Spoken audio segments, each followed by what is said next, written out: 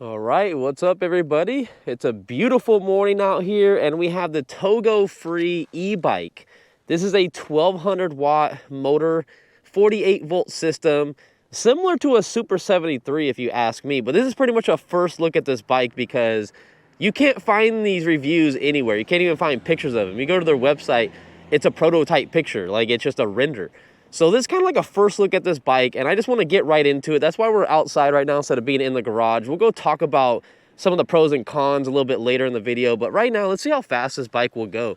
We have a little bit of a stretch ahead of us, so let's just get on it and go. And I'm in PSA 5. It does have pedal assist, but we're going to use throttle only for this test, and we're going to see what we can get up to.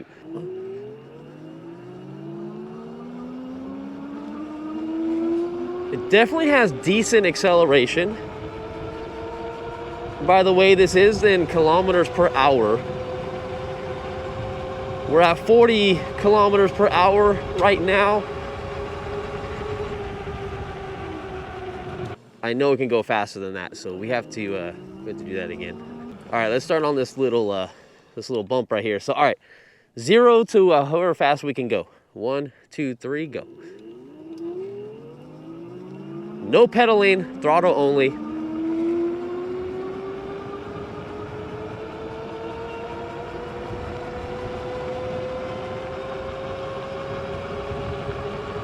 $42 kilometers, 44 kilometers. All right, so 44.2 kilometers per hour. All right, so that means we hit about 27, almost 28 miles per hour, and I apologize that it was in kilometers. We're now in miles per hour, so there we go with that. But fantastic bike. It's actually comfortable. You have a hardtail. You don't have suspension in the back. You only have suspension in the front, which the suspension in the front is okay, but I'm hearing a rattle from the front, and I was like, what the heck is going on with this bike, right? And then I realized it's because this fender has no actual, like, most bikes have a little metal bar on the back right here, and they attach right here, so it keeps this from moving. And since this is so loose, this keeps hitting the tire, and you keep hearing a clunky noise every single time like you're going around. But the suspension feels great. I can see that I've only done like this much travel, but we'll go out here in the dirt and we'll go test it out real quick and see how it does. All right, before we come up this, I'm gonna let you know we're in pedal assist 5. We're using the throttle and I'm gonna start pedaling, and we're gonna come up this. And I mean, it definitely goes up it, but I will say it was struggling a little bit. You can really hear that motor working. I'm not exactly sure what amps the controller is, because that would definitely depend on how much it's gonna pull from this motor. But I don't know, it did it all right. It wasn't terrible, but it's not the best. Now, off-roading right now, I don't actually have a complaint at all. This seat is so soft, it's like a memory foam seat. I'm not complaining. This is probably one of the nicest seats I've ever sat on. Like the Freego e-bike, it's literally exactly the same seat, and that seat is fantastic. And it's made for 2 people also. So you can have someone sit in the front of you, you can have someone sit in the back if you sit closer. So if I wanted to have someone sit in the back, I just have to sit like this and sit way up here, which would probably be uncomfortable. You might want to have like a kid or something, like sit right here and you sit all the way in the back. But it's pretty nice that you can fit 2 people on here. So can you ride through stuff like this with this Tomofree e-bike? Yes, you definitely can. You are not gonna be disappointed.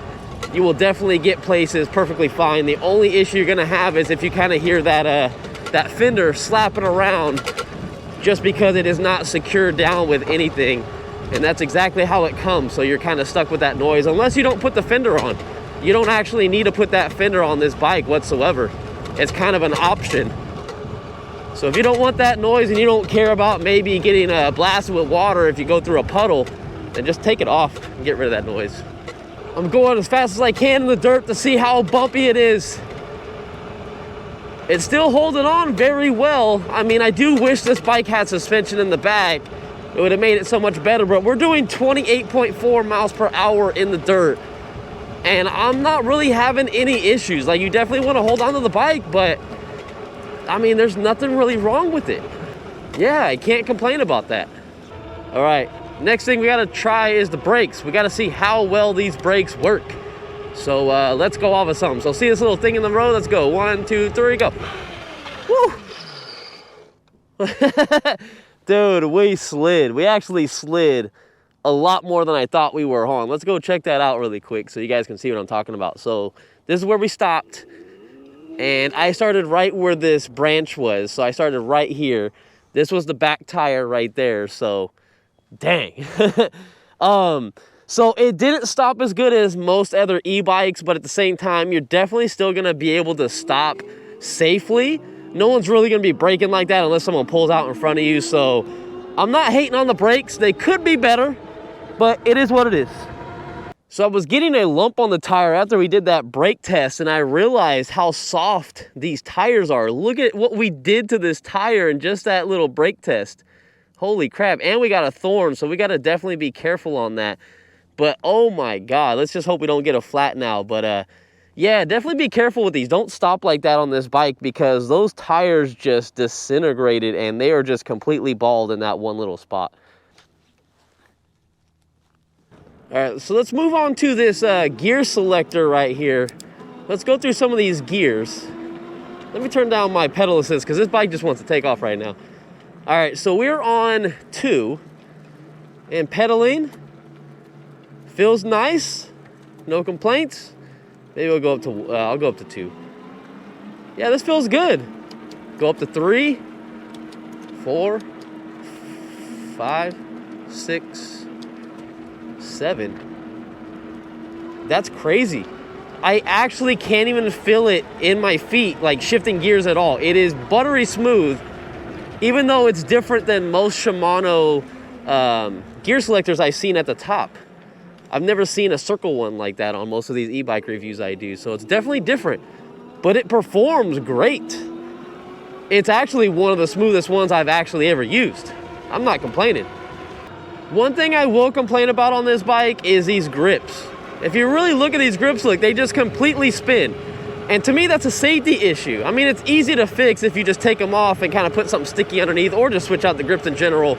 But the way these grips come already, that's definitely a safety thing that you might want to be careful with, because you don't ever want to like lose grip of your handlebars and your hand come forward for whatever reason. It could be a potential hazard of going down and getting hurt. So just keep that in mind, that these grips are not the best at all.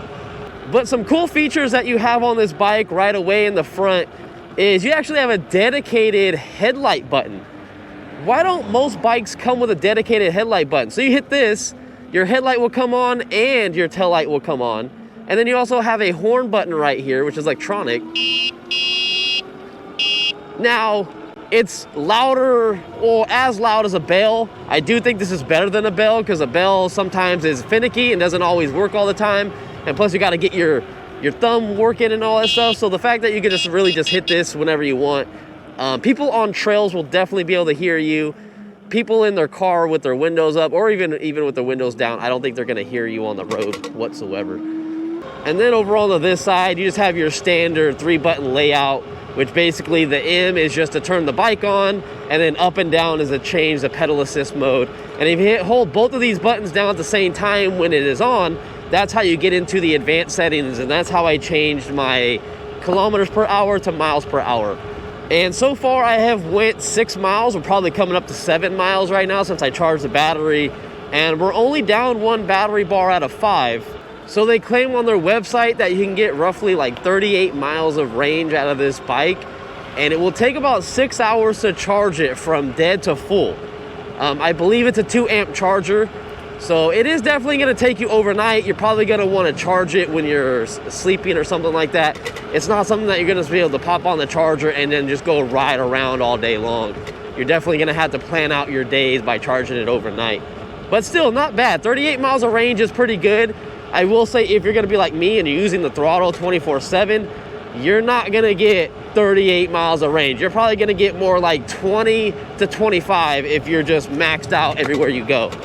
So one thing I've noticed as riding this bike, you can't rely on this right brake. This right brake is not hydraulic. It is a cable brake. And this side is hydraulic. So you're definitely going to want to lean towards using this one the most, because this one isn't the best. So if I stop with this one, check this out. I don't want to slam on it because we already messed with the tires, but we stopped really good. I was kind of like, you know, intermediate on the brake on that one. And now I just want to show you when we get up to speed again, what this brake feels like if you just use this one and you don't use this one.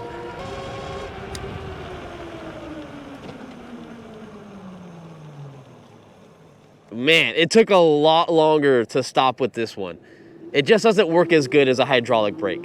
I don't understand why they did a hydraulic brake on this side and a cable mechanical brake on this side. I'm not sure.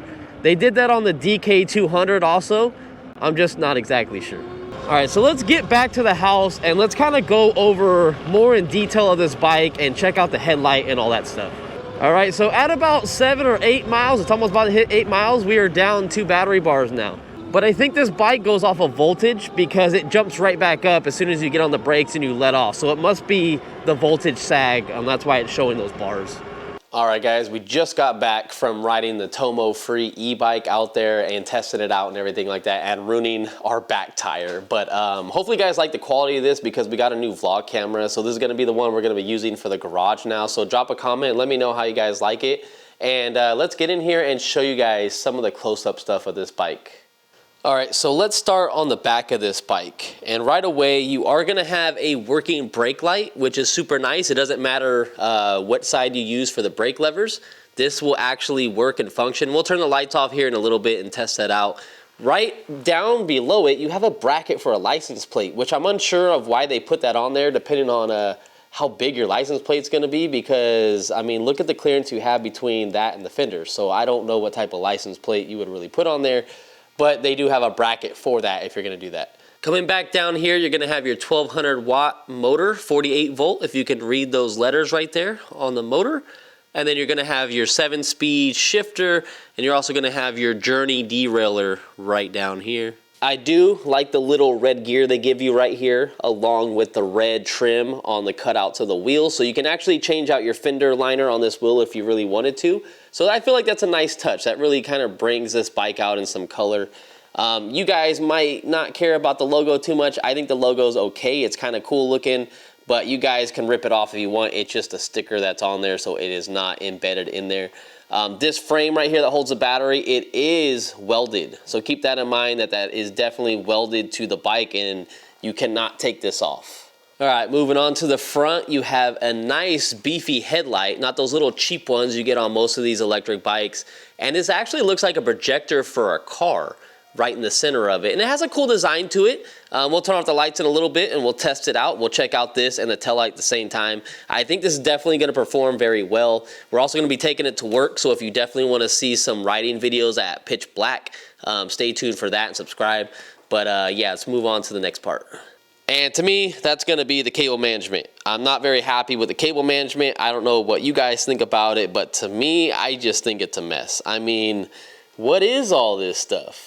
Now, some of these wires are longer than others and some of them are too short. So I just don't understand what's going on. Like this one right here, this one is so short that it pulls. Every time you turn the wheel, this one pulls. But then you have, I don't know, a cable like this, and look, it's too long. So it's all bunched up and, you know, bent back and everything like that. So I really think they need to work on the cable management of this bike. And here's a better look at your cable brakes right here. And then if you swing over to this side, you're gonna see your hydraulic brake. And it just feels so much better in the hand. I mean, it's just nice and smooth and firm. So you do have a little logo right here. I thought it would say Sport Classic Super, but I believe it's Classic Super Sport. But the way the logo makes it seem like it's kind of odd. All right, so moving down over here, you have your battery and the battery holder. I guess this is kind of nice because this does protect the battery just in case something were to happen to it and you would go down or something. It is welded. I was hoping that it was like bolted. So if you really get in here, you're definitely gonna see that it is welded to the bike. It would have been nice if they would have had it so it just bolted down so you could have took it off and then you could have put any type of like customizations that you wanted in this bike, which I think would have been cool because you could have fit a huge battery and a controller in this thing like the Super 73s and you could have been hauling ass on this thing. But the fact that this is welded kind of doesn't make it as modifiable anymore. But anyways, if you guys can see where this keyhole is for the battery, you're gonna see that it's off center. So that's something that the company might have to adjust, or maybe the actual bracket that this battery is sitting on, because it slides onto a little plate, maybe the plate isn't screwed down correctly, so maybe it needs to just slide back a little bit more, because you do have a little bit more room back here, and the battery is completely seated all the way back. But anyways, I wanted to show you guys, to take this battery out, you have to pop the key in, you got to turn it all the way to the left, and you have to take the key out. If you do not take this key out, you're going to bend it trying to get the battery out. All you do is you hit the battery out just like that, and then you can take it into your house and charge it. So here's what's interesting. This battery on the top, if you can see that, it says 48 volt and it says 16 amp hours. So when I did my unboxing, that's what I read on the battery and that's what I said, right? But if you come down here, this says that it is a 48 volt, 20 amp hour. And honestly, it does look like a 20 amp hour battery, but I don't understand why it's off. And then also when I come down to some of these plates in here, some of them look bent. They don't look perfectly straight. Some of them kind of have like an angle to them. So I'm not exactly sure what's up with that. But I mean, the bike was working perfectly fine. But like I said, there are just some shortcomings of this bike that they need to work on. And here's what the inside of that battery tray looks like, just in case you want to see what it is. Just like a Super 73, it's going to have the same exact mounting plate. Other than that, the only thing on this side left is really the kickstand right here. It is nice though, because it is adjustable. So you do have a bolt right in the back right here that you can loosen up, and you can extend it up and down depending on if you switch out your tires or whatever you do to it. I think it's perfect height right now because it's leaned over just enough, but it's not about to fall over. All right, so now we need to see how these lights look at night. So let's turn off the lights and get to it. All right, so let's turn this bike on. Just hold that. You can see the nice bright screen. And let's hit our dedicated headlight and tail light button. I love that. And there you go. You can pretty much tell it's a projector headlight. I mean, it's completely flat. I love that. And then you have your brake light in the back right here. Pretty bright, not too bad, but I want to show you that when you do hit the brakes, it works. So if I keep hitting the brake, it will go on and off, on and off. And that's great for people to let you know that you are slowing down. And let's move this bike a little bit so we can get a better look at this headlight. So I do have the garage open just a crack, but that's pretty much all the light coming from this headlight. Now it doesn't seem very wide. It just seems like it's like here and right here. So it's not that wide of a light, but it definitely looks bright. So we'll be definitely riding this one of these days at nighttime, and hopefully it looks good and we don't have to put another extra additional light on this bike, but I don't think you need to. One more thing that I need to mention before I forget is that this bike will hold up to a 350-pound person or 2 people on it up to 350 pounds. So that's not too bad of this bike, and I'm telling you, it's gonna be very comfortable when you're riding it. One thing the website says this bike does have is puncture-resistant tubes or tires. And I will say that that is a lie, because that little thorn has made this tire go flat. We only have 7 miles on this bike and I already completely have a flat. And that thorn wasn't a big thorn whatsoever when I pulled it out. So I don't know, kind of disappointed in that a little bit. But I mean, if you're gonna use this bike for your everyday trips and everything like that, I would still put slime in all your bikes that you're gonna be riding, just so you don't have any problems on the road and you do not have to walk it home for miles. All right, one last thing before we finish up the video is I just wanted to show how off-center everything is in the front. Can you guys see that? I'm trying to get a good angle right there, how everything is just like crooked. The wheel is straight, like the wheel's straight with the handlebars, but the forks are crooked. It's interesting.